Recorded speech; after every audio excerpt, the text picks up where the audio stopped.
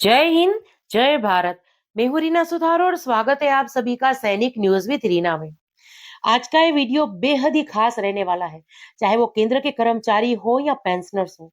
क्योंकि देखिए बहुत सारे आर्टिकल्स में आपने भी ये सुना पड़ा होगा कि देखिए 1 जनवरी 2026 तक हमारे महंगाई भत्तों में सिर्फ 2% की बढ़ोतरी होगी। तो क्या वाकई ऐसा है? आज की इस वीडियो में विस्तार से इसके बारे में बात करेंगे। और 1 जनवरी 2026 तक अगर सिर्फ 2% की बढ़ोतरी होती है महंगाई दरों में, यानी अभी जो हमें 58% की दर से महंगाई भत्ता मिल रहा है, वो बढ़कर सिर्फ 60% हो रहा है, तो ऐसे में इसका असर हमारे फिटमेंट फैक्टर पर क्या पड़ सकता है? और क्या वाकई पेंशनर और फैमिली पेंशनर्स जो 8वें वेतन आयोग में अपनी जो पेंशन है उसकी बेसिक में बढ़ोतरी का इंतजार कर रहे हैं, उनको कहीं निराशा तो हाथ नहीं लगेगी? आज के इस वीडियो में ये पूरी गणना समझेंगे कि ये आंकड़ा यानी डीएडीआर का वो आंकड़ा जो 60% है, 61% है या 62% अगर आता है, तो वो हमारे फिटमेंट फैक्टर पर कितना असर डालेगा। बहुत ही आसान भाषा में आज की इस वीडियो में ये मैं शेयर करने वाली हूँ। तो चलिए इसी जानकारी के लिए वीडियो में हम आगे बढ़ेंगे। वीडियो में आगे बढ़ने से पहले हमेशा की तरह आप सभी से निवेदन है कि वीडियो में अंत तक बने रहिएगा। इस चैनल के माध्यम से दी गई जानकारी अगर आप सभी लोगों के लिए यूजफुल रही है तो लाइक और शेयर कर दीजिएगा। और चैनल से जुड़ने के लिए जिन्होंने अभी तक चैनल को सब्सक्राइब नहीं किया है, उनसे मेरी रिक्वेस्ट है कि चैनल को सब्सक्राइब कर दीजिएगा। बेल आइकन को प्रेस कर दीजिएगा, नोटिफिकेशन ऑन रखिए ताकि हर एक वीडियो की जानकारी आप लोगों तक पहुंचती रहे। आप चाहें तो हमारे चैनल को ज्वाइन भी कर सकते हैं। तो चलिए ज्यादा देर ना करते हुए आज के इस वीडियो की शुरुआत करती हूँ। तो आज के इस वीडियो की शुरुआत करते हुए हम बात करेंगे महंगाई भत्तों के आंकड़ों की और इन आंकड़ों का फिटमेंट फैक्टर पर क्या असर पड़ेगा उसके बारे में। लेकिन वीडियो में आगे बढ़ने से पहले तो महत्वपूर्ण बातें यहाँ पर मैं जरूर से शेयर करना चाहती हूँ। एक तो उन सभी पेंशनर और फैमिली पेंशनर्स के लिए जिन्होंने अपनी पेंशन संबंधित सवालों को कमेंट्स के माध्यम से शेयर किया है और उनके जवाबों का इंतजार कर रहे हैं, वो अभी नेक्स्ट वीडियो तक वेट कर लीजिए। उस वीडियो में मैं विस्तार से उन सभी कमेंट्स के बारे में जवाब दूंगी। कुछ 7 से 8 ऐसी बेहद ही महत्वपूर्ण कमेंट्स मैंने इकट्ठी करके रखी है, जिनके जवाब जानना सभी पेंशनर फैमिली पेंशनर्स के लिए बेहद ही जरूरी है। तो विस्तार से उस वीडियो में जो मेरा नेक्स्ट वीडियो होगा उसके बाद उसमें हम इसके बारे में बात करेंगे। और साथ ही में देखिए मुझे एक कमेंट आया था कि उसमें हमारे एक पेंशनर पूछ रहे थे कि मैम वेतन वृद्धि क्या होती है? तो देखिए वेतन वृद्धि जो है 8वें वेतन आयोग की जो कमिटी है, उसकी जो कमिटी का गठन हुआ है, चेयरपर्सन वगैरह का नाम आपने सुन रखा है।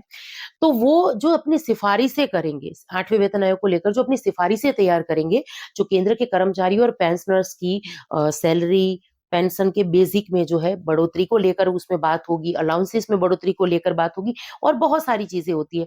तो इसमें देखिए वेतन वृद्धि की सिफारिशें जो है ये वेतन आयोग करेगा और इसी से जो है फिटमेंट फैक्टर का वो जादुई आंकड़ा तय होगा, जिससे हमारी सैलरी या पेंशन में बढ़ोतरी होगी। तो चलिए अब ये देख लेते हैं कि हमारा फिटमेंट फैक्टर कितना रह सकता है इस 8वें वेतन आयोग में।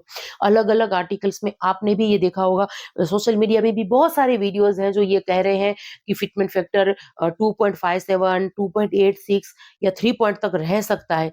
लेकिन ये अंदाजा भी देखिए एक लिमिट तक काम आता है। मैं अगर बात करूं 1 जनवरी 2026 की, जब हमारा महंगाई भत्ता कंफर्म हो जाएगा या 60% या ज्यादा से ज्यादा 61%। देखिए जो अक्टूबर 2025 की आंकड़ों की बात करूं एआईसीपीआई के, जिसमें मामूली बढ़ोतरी हुई थी, विस्तार से इसके बारे में मैंने वीडियो में बात की थी और रिपोर्ट वगैरह भी हमने शेयर की थी। उससे ये नहीं लग रहा कि ये महंगाई भत्ते का आंकड़ा जो है वो 61% भी होगा।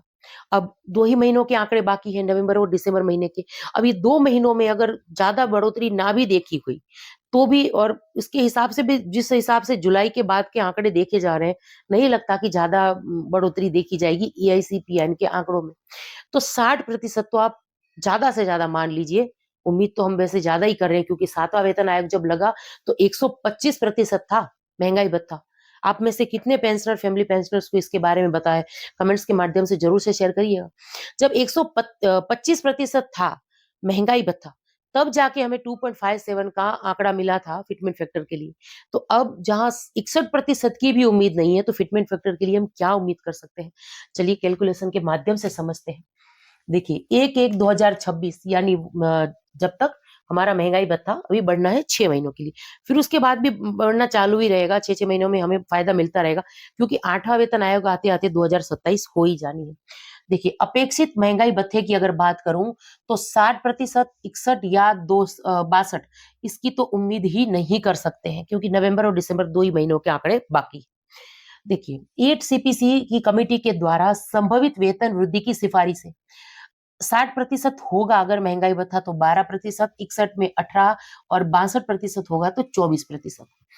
देखिए, अब हम मानकर चले जो फिटमेंट फैक्टर अभी तक यानी 1 जनवरी 2026 तक जो महंगाई का आंकड़ा रहा, डीएडीआर का आंकड़ा रहा, उसी से फिटमेंट फैक्टर तय होगा। उससे और वेतन वृद्धि की सिफारिशों से, जो 8वें वेतन आयोग की कमेटी वेतन वृद्धि की सिफारिशें करेगी, तो डीएडीआर का आंकड़ा और वेतन वृद्धि की सिफारिशें यही तय करेगा हमारा फिटमेंट फैक्टर 8वें वेतन आयोग का।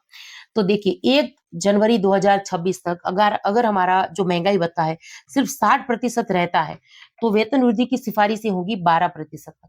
तो ऐसे में हमें 8वें वेतन आयोग के लिए जो फिटमेंट फैक्टर मिलेगा वो मिलेगा 1.79। ऐसे ही अगर महंगाई दर का आंकड़ा 61% रहा, तो 18% तक वेतन वृद्धि की सिफारिशें की जा सकती है वेतन आयोग द्वारा। तो ऐसे में 1.90, जो एक पूर्व सचिव ने भी यही कैलकुलेशन वगैरह लगा के कहा था कि इसी की हम उम्मीद कर सकते हैं, 1.90 की, इससे ज्यादा की उम्मीद नहीं है, क्योंकि महंगाई दर का आंकड़ा ही नहीं बढ़ा है।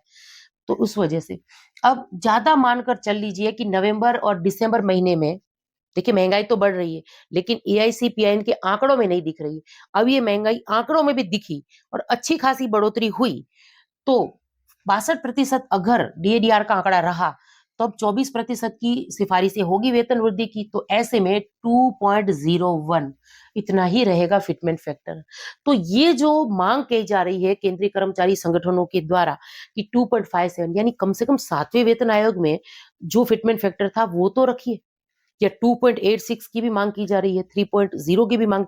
तो ये मांग की जा रही है, अब केंद्र सरकार या वेतन आयोग की कमिटी इस पर कितना ध्यान देती है और कितना फायदा होगा हमें वेतन आयोग में, ये तो आने वाले दिनों में पता चलेगा।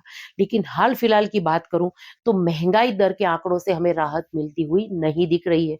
और डीए मर्स को लेकर भी देखिए, चाहे लोकसभा हो चाहे राज्यसभा हो, केंद्र सरकार पहले ही साफ मना कर चुकी है कि हमारे पास वेतन वृद्धि की का कोई भी विचार जो है वो कोई भी प्रस्ताव जो है वो विचाराधीन नहीं है।